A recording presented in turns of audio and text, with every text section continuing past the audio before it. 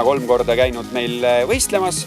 Ainukene siiamaani naisterahvas, kes ametlikult ka protokollis mototulemustes sees. Kirjelda mõne sõnaga, mis sinu jaoks on Lost in Woods?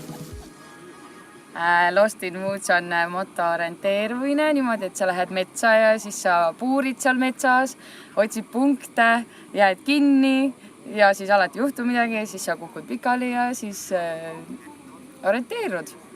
Milliste emotsioonidega sa seal võistlustelt nagu finišisse lõpuks tuled?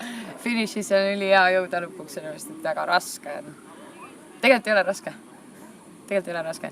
Aga ei, ülilahe on rada sellepärast, et kaart on ülihea ja kõik sihid on peal. Ja üldse on väga lahe, sest et see motoorienteerumine. Eriti lahe on see, kui sa kohtad ka kedagi metsas.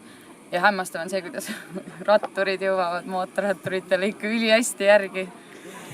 Oled sa varem orienteerumisega tegelenud? Jaa.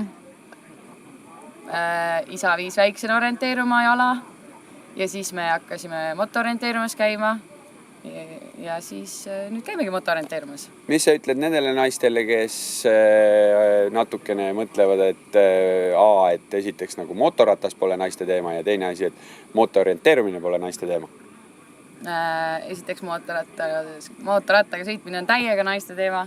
Kõik peaksid proovima ja täiega julgemast, see pole üldse midagi hirmsat.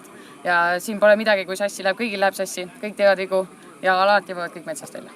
Ja see on tehnika ja sport ka, nii et kõik alati peab arvestama, et võib kõike juhtuda.